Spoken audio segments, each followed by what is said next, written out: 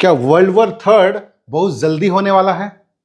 जिस तरह से ईरान और इजराइल लड़ाई कर रहे हैं और जिस तरह से कंट्री चाइना से लेकर रशिया तक, यूएसए से लेकर जर्मनी तक जिस तरह से सपोर्ट चल रहा है, क्या ये थर्ड वर्ल्ड वॉर हो सकता है? आइए हम लोग जियोपॉलिटिक्स टोटल डिटेल में डिस्कस करते हैं कि क्या चीजें हो रहा है वर्ल्ड में।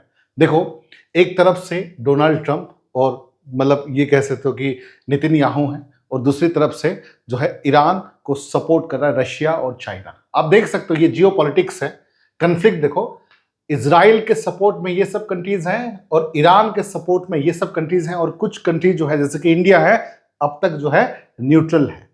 और कौन सा कंट्री किसको सपोर्ट कर रहे हैं, आइए हम लोग थोड़ा सा बात करते हैं, और उसका किस पर्पस में वो सपोर्ट कर रहे हैं, आइए थोड़ा सा हम लोग इस टॉपिक पे बात करते हैं। देखो, सबसे पहले आप देख सकते हो यहां पे कि इजराइल के साइड में जो डायरेक्टली और इनडायरेक्टली इजराइल को जो सपोर्ट कर रहे हैं वो है यूएसए। कि किस प्रकार का सपोर्ट? मिलिट्री। और यूएसए तो डायरेक्टली सपोर्ट कर रहे हैं, मिलकर ही इजराइल के साथ मिलकर ही हमला किए थे ईरान को, ठीक है। और उसके साथ साथ United Kingdom political as well as aid, financial aid दे रहा है। उसके साथ साथ फ्रांस जो है डिप्लोमेटिक सपोर्ट चल रहा है। जर्मनी जो है वेपन हथियार भेज रहा है, ऑल्सो डिप्लोमेटिक सपोर्ट। इटली जो है पार्ट ऑफ नेटो कंट्रीज, ठीक है, नेटो कंट्रीज में साथ में है। सऊदी अरेबिया स्ट्रेटेजिक और एंटी ईरान, ईरान के खिलाफ है, तो ऑब्वियसली बात है दुश्मनों का दुश्मन जो है दोस्त होता है, ठीक है। सऊदी अरेबिया का वही कंडीशन है। और यूएई स्ट्रेटेजिक कोऑपरेशंस है, ठीक है। तो ये सब country USA, UK, France, Germany, Italy, Saudi Arabia किसको सपोर्ट कर रहे हैं? इजराइल को सपोर्ट कर रहे हैं।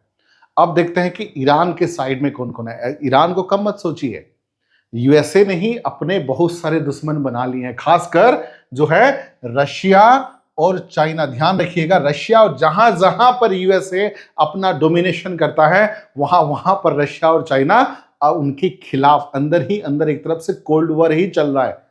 एक तरफ यूएसए और दूसरी तरफ कह सकते हो कि रशिया है, हमेशा से कोल्ड वॉर ही चल रहा है। तो रशिया और चाइना स्ट्रांगली सपोर्ट कर रहे हैं यूएसए के खिलाफ। यूएसए इस साइड है इसलिए ईरान को सपोर्ट कर रहे हैं। देखो, तो ईरान के साइड में जो सीरिया जो है बेस ही है, ठीक है, लेबानन, हिजबुल्ला, ठीक है, इराक, ठीक है, ईरान बैक्ड मिलिटेंट, यमन, ठीक है, हौतीस पूरी तरह से सपोर्ट कर रहे हैं। और रशिया जो है diplomatic as well as defence हथियार में भी सपोर्ट कर रहा है। उसके साथ साथ चाइना जो है इकोनॉमिक पैसों के मामले में और एंटी यूएसए। ध्यान रखिएगा, ये रशिया और चाइना ऑलमोस्ट एंटी यूएसए है।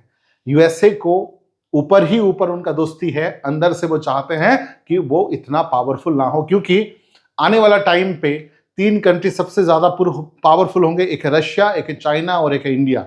वो ही टक्कर दे सकते हैं यूएसए को। तो ये दोनों टक्कर ही दे रहे हैं एक तरफ से, और एक तरफ से मीडिएटर के हिसाब से, न्यूट्रल के हिसाब से आप देख सकते हैं। देखो, इंडिया, हम लोग जो है न्यूट्रल है, हम लोग का दोस्ती जो है इजराइल के साथ भी अच्छा है और उसके साथ ईरान के साथ भी अच्छा है। कई बार जो है ईरान के साथ भी हम लोग का बहुत अच्छा रिलेशनशिप है, और इजराइल के साथ तो है ही।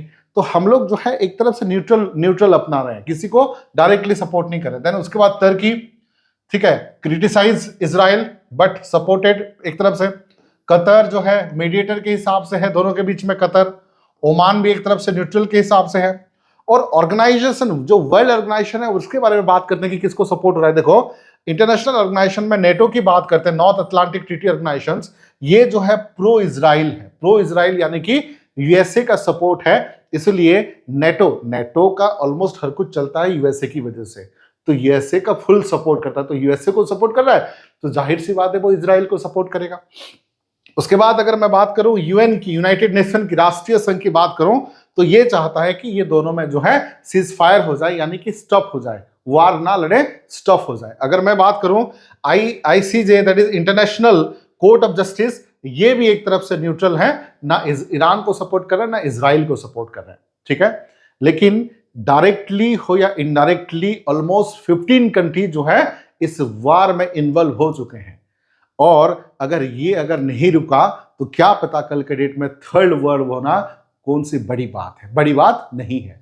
लेकिन हालांकि हम लोग अगर बात करें कि ऑलमोस्ट फर्स्ट वर्ल्ड वॉर में 30 कंट्री पार्टिसिपेट किए थे, सेकेंड वर्ल्ड वॉर में ऑलमोस्ट 50 कंट्रीज पार्टिसिपेट किए थे, उतना तो अब तक नहीं किए हैं, और ये सब जो है इनडायरेक्ट वे में कर रहे हैं।